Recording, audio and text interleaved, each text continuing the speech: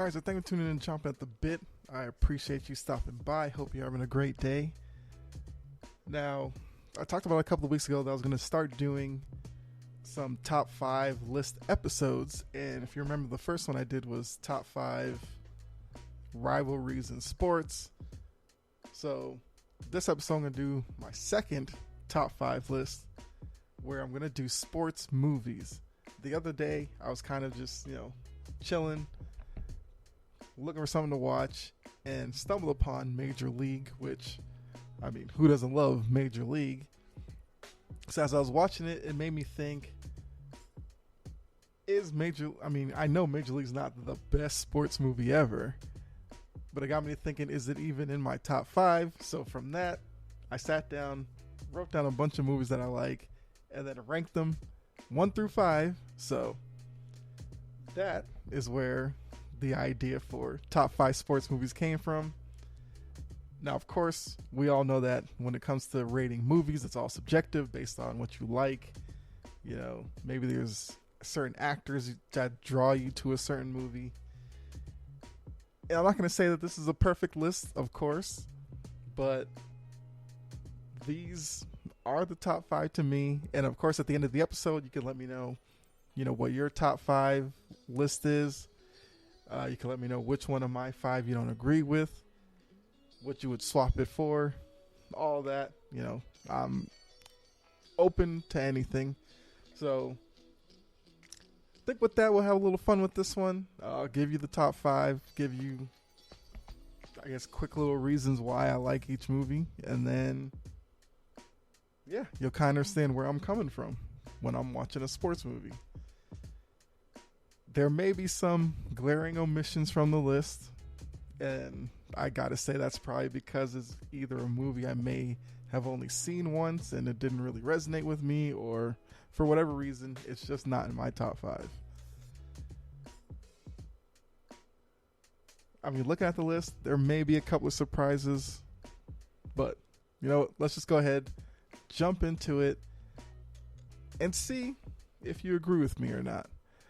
So, with that, start from 5 and work our way up to 1, of course. It only makes sense that way. So for me, coming in at number 5, I had Cool Runnings. Now, what I like about Cool Runnings is it's an underdog story, which, as you'll see from my list, that's probably a big thing for me when I watch sports movies. But, I don't think I really have to say spoiler alert with any of these. Cool Runnings came out in 93. I'm assuming people have seen it, but if you haven't seen it, you should go ahead and see it. It's on Disney Plus, I believe. So, it answers the question, what would happen if you took track stars and placed them into bobsled? I know it sounds ridiculous at first, but when you watch the movie, you understand that, it's a Jamaican team going into a sport where Jamaica's never really been represented in bobsledding. And you're taking track stars, because of course that's what Jamaica's known for, and placing them on ice to see if the speed and acceleration that comes with being a sprinter translates onto ice. So, of course, they can't really practice on ice down in Jamaica, so they, practicing on the land down there in like a go-kart, basically, just to get the fundamentals down. And so because of that, you get this storyline where the athletes aren't open to the idea at first, because they see themselves as sprinters. And what leads to it is them, going to a meet, trying to make the Summer Olympics, but the 4 of them fail, and, they just want to represent their country somehow, and this idea pops up, so they're open to it at first, but, of course, in the back of their mind, they don't want to be embarrassed, going to the Winter Olympics on national TV and completely failing. So, their coach, who's played by John Candy, the late great John Candy. He has his own issues that he's dealing with, where he's like a disgraced Winter Olympian because of cheating allegations and all that stuff. But he decides to lend his knowledge to these 4 guys from Jamaica, hopefully trying to find the next great, team to represent. So, they go through all that, the normal rough phase where they struggle, but they soon catch on to everything, and they actually are pretty good at it, because John Candy's idea that sprinters are known for quick burst and acceleration as soon as the gun sounds, which helps in bobsled, because you have to have quick acceleration at the start to propel the sled, down the track with the right momentum, speed, acceleration, all that, to get a good time. But underlying all that is, Jamaica is now in a sport that they haven't really been represented in, and the dominating countries like the Swiss or whatever look at them as a joke, when obviously they're not there for that reason. So, the Jamaican team in this scenario, the Swiss team as the gold standard. And there's like infighting between the team because they're trying to, their leader wants to replicate the Swiss, but the other guys are like, we're Jamaican, we got to do our own thing, have our own flavor. So there's that little battle between the team. And, when they finally realize that them just being them is good enough, they go on, compete in the Winter Olympics, and I guess I won't give away the ending in case of you haven't seen it, but that's why it's my number 5 for me. Just like the story, and John Candy was great in the movie. So number 4, I have Karate Kid.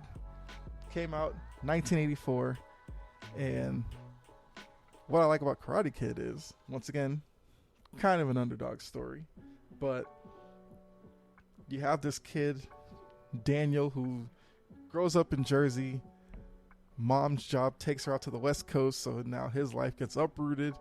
He's a teenager, believes in high school, and if we all know, high school years are kind of important, and to get uprooted and move to a new place and try to fit in out there, where you're a Jersey kid now on the West Coast, different culture, so he struggles with that.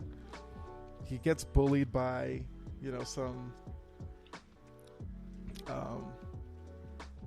some guys at school, and he comes to not want to be there anymore because of it.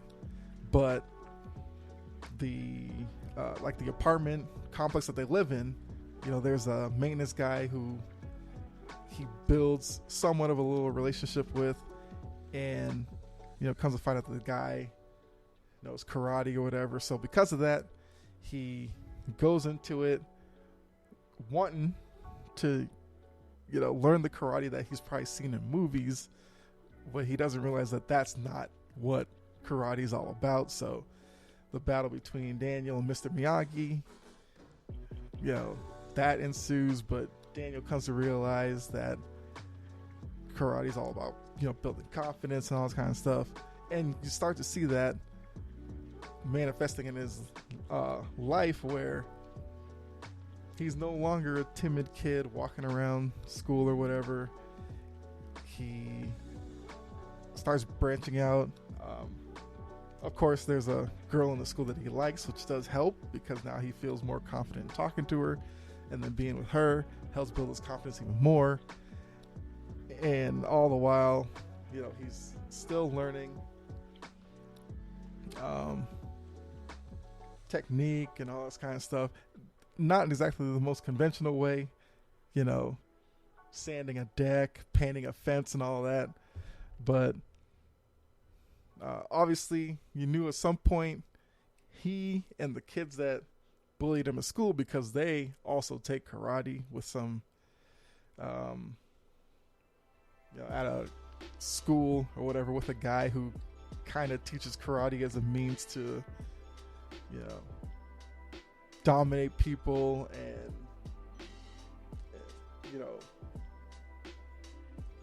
kind of like keep them down so that you can propel yourself up and intimidate them. That's what the word I was looking for. Based off of intimidation. Mr. Miyagi doesn't teach it that way, so, those two butt heads as well.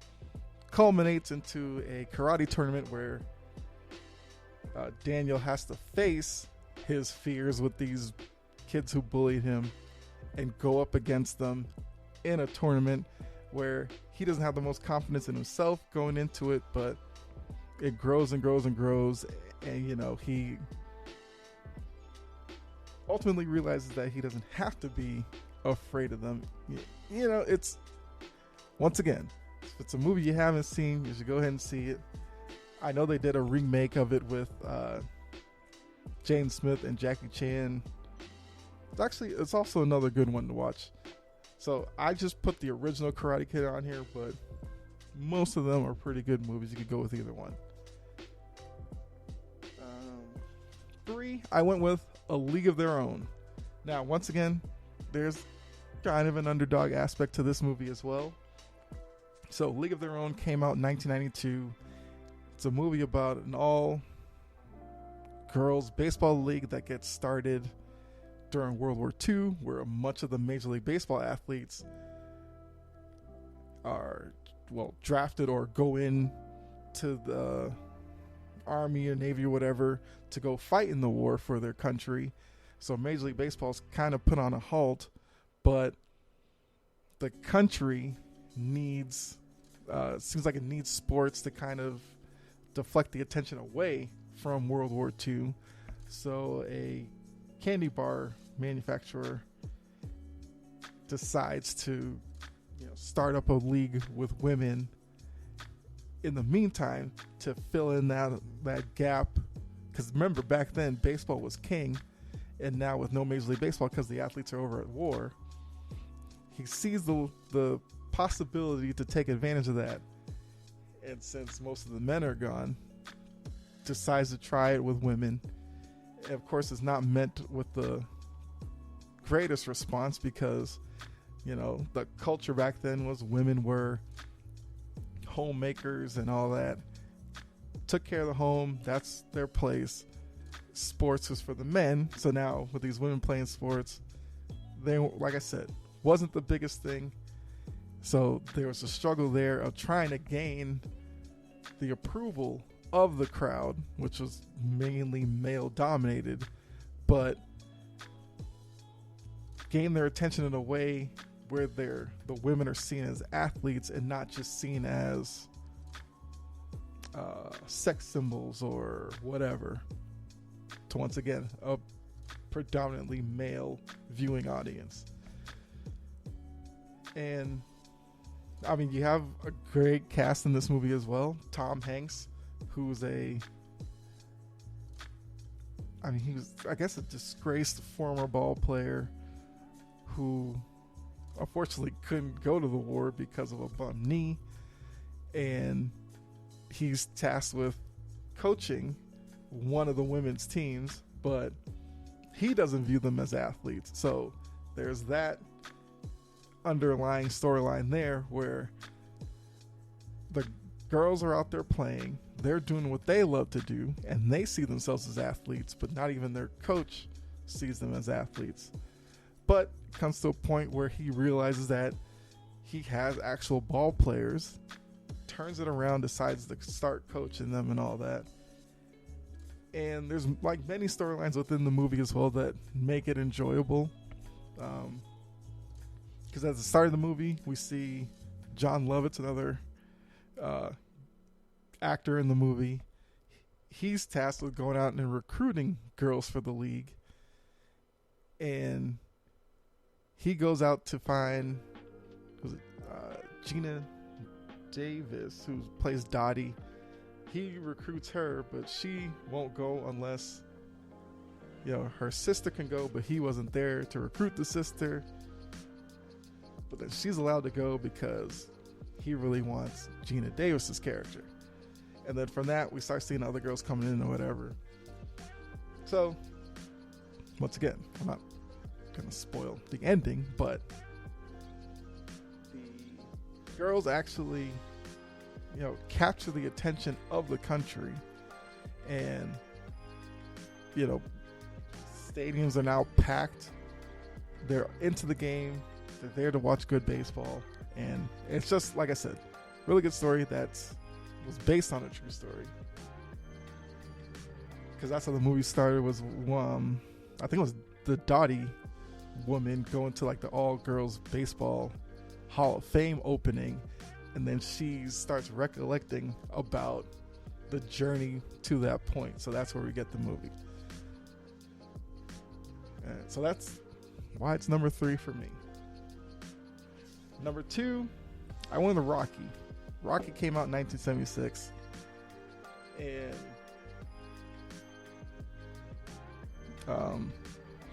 what is there not to like about Rocky? So Rocky, once again, another underdog story, because Rocky, played by Sylvester Stallone, he's a character that you see very early on. He's not the brightest guy, not the best looking guy. He's, he's somewhat what you would say kind of an outcast in society. And, he leads a simple life, but he knows that what he's good at is boxing. But, he's boxing like in back rooms for chump change just to get by. He's growing up in Philly, which, Philly's a tough city. And so, like I said, he's leading a simple life, but he gets on with a trainer, Mick, who sees the potential in him and pushes him to be the great fighter that he knows he can be. And so throughout the story, we see, Rocky take these fights. He's also one of those fighters who will take a lot of punches, but he's got some power. I think he was a lefty, so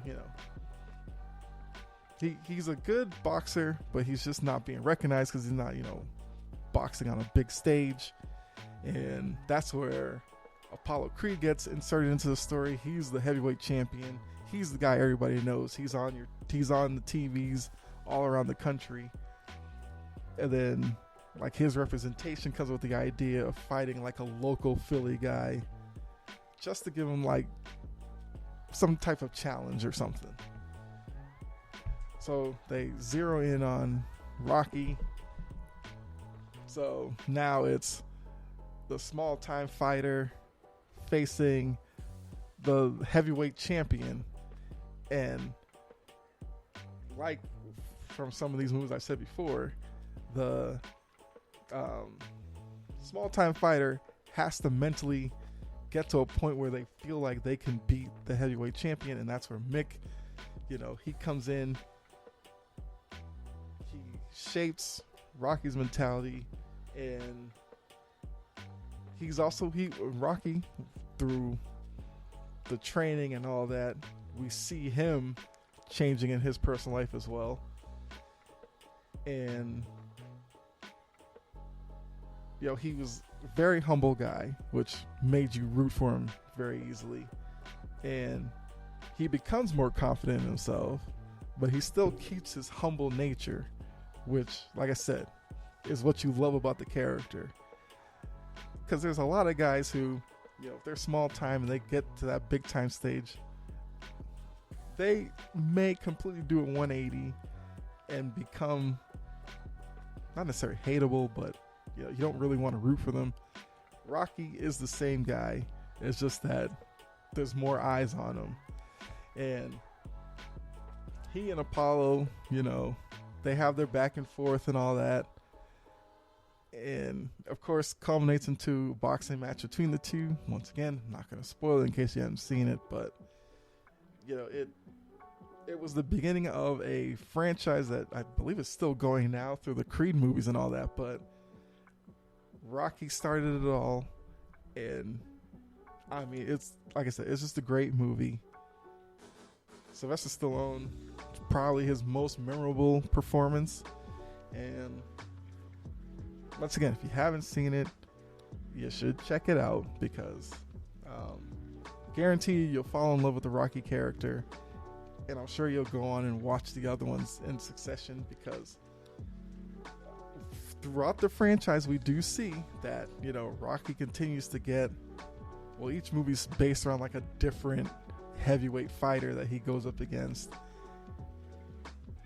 and sometimes his personal life does kind of get in the way, of course, but he manages to work through it all and put forth great matches against these seemingly overwhelming odds against him. So, Rocky, number 2 for me, which leads me to my number 1 movie, sports movie of all time. I went with Remember the Titans from 2000. Great movie, great story, and this is another one that sure is on Disney Plus. Actually, the 5 I have, I think, can all be found on streaming services. I'm not sure which ones have each of them. I think like A League of Their Own is on Amazon Prime, I believe. Rocky, Karate Kid, I'm not sure, but Remember the Titans is on Disney Plus. Haven't seen it, go ahead and check it out. But this movie, based on a true story, we see Denzel Washington, who's a black football coach, high school football coach, who moves from North Carolina to Virginia. Virginia at the time was segregated, so Denzel Washington is dropped into a school that's predominantly white but is integrating with black students, so obviously that's a problem for the town to deal with. But now Denzel Washington goes to the school as the head coach to replace a white coach who the community has backed for years, so they don't like the way that that's done. So Denzel Washington now has to deal with that amongst the community, and even though it was not his choice to go there, the school board sent him there. But of course, the community, being the times that it was, wasn't going to sit there and support a black coach when, they've been segregated for so long.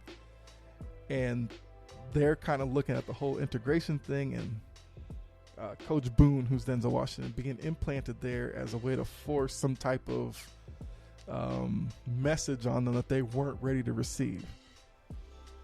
But throughout the movie, we see that wall that's put up slowly being, hit upon, and slowly the wall starts coming down where, like I said, it started off with even the white kids who are on the football team from the past seasons now seeing these black players showing up to their, training camp and all that. They don't mix with them in any way because they like the way that they had it before. So Coach Boone, tasked them with integrating within the team, getting to know each other, forcing that communication between them, because in his mind, he's hoping that at a certain point, they'll just see each other as teammates instead of the color of their skin. And it ends up working where the two main guys are Julius, the star black athlete, and Bertier, the star white athlete. They form a friendship, and like most sports teams, if your best players buy into the message, the rest of the team will follow. So that happens here with them, except for actually Bertier's best friend, who never is on board with it, and then Bertier has to make a tough decision with his best friend, where he's tasked with either choosing basically the team or his best friend. And you could tell that eats away at him. But ultimately the team becomes united, and they kind of show the community that yes, black, white, maybe different on the outside, but you take the time, get to know them, you realize they're just people, that everybody's just, a human. And that's all that should matter. I mean, the movie came out 2000. It's still a story that has a message that's relevant even today, over 20 years later. And so it follows the football team throughout the season, and a little bit into the movie, realize that Denzel Washington, or Coach Boone, basically his job is he either has to win it all, or the very first time he loses the game, the school board is going to fire him and implant the former coach as head coach again. And with that, Boone and Coach Yost, who's the former coach, their dynamic is fascinating in the movie as well, because Coach Yost has an assistant coach who you could say is kind of his best friend, who he's not receptive to Coach Boone coming in, whereas Coach Yost, you can see, is apprehensive at first, but he's at least willing to give it a shot. And Coach Yost is, confronted with a important decision where he either continues down the path where he not necessarily is fully on board with Coach Boone, but is willing to give it a shot, or does he try to sabotage Coach Boone to appease his friend, the assistant coach, so that the two of them become in power again? Yost chooses to side with Coach Boone and loses his friend along the way. So he and Bertier both kind of lose their closest friends because they're willing to see this through.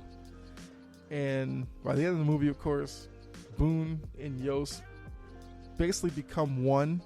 And, because it's not just all on Yost throughout all this.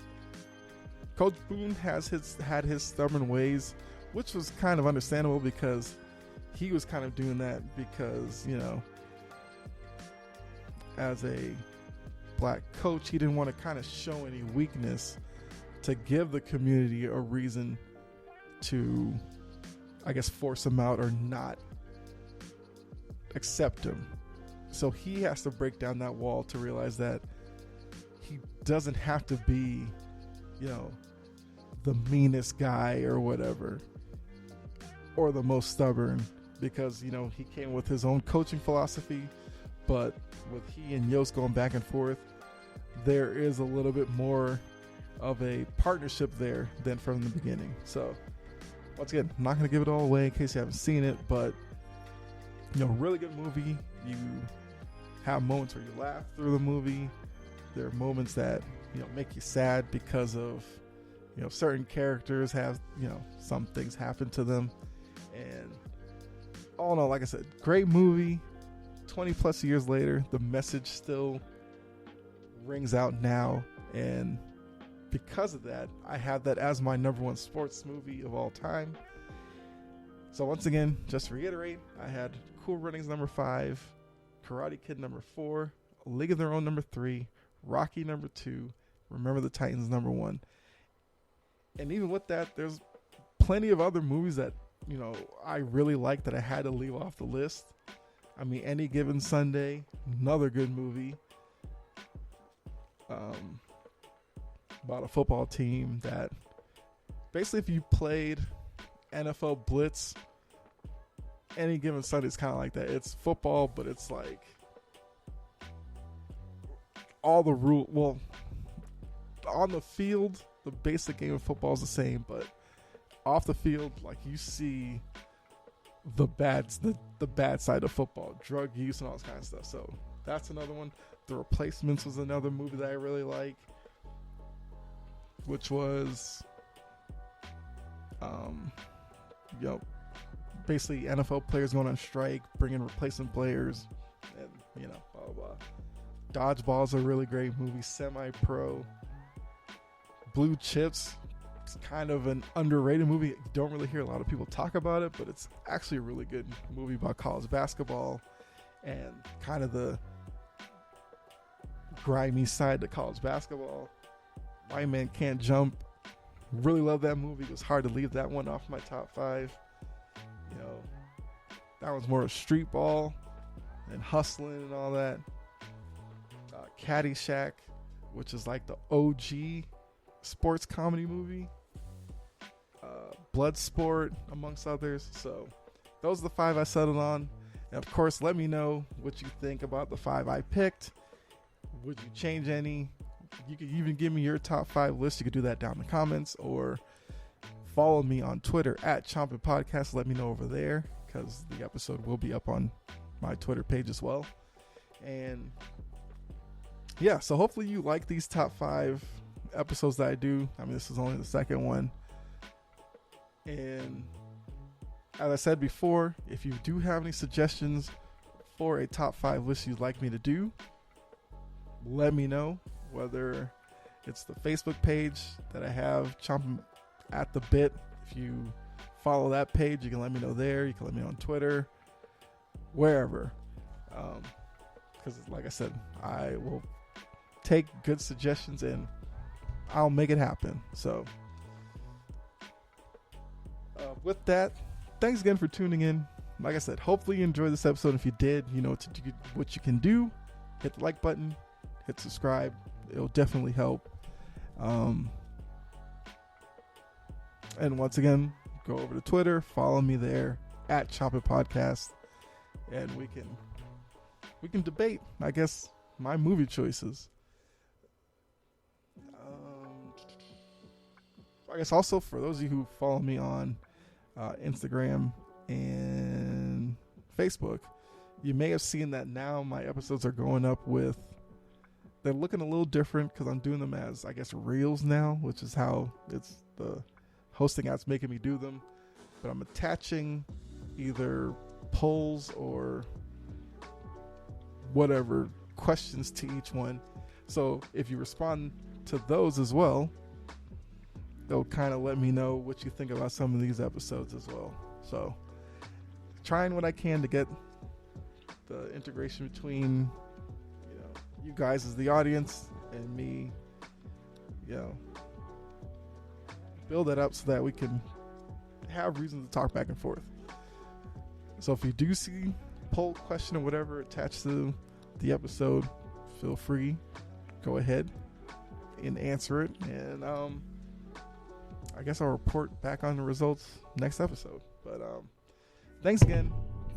And as I always say, hope you have a good day. Be safe out there. And God bless. I'll catch you on the next episode. All right. I'm out.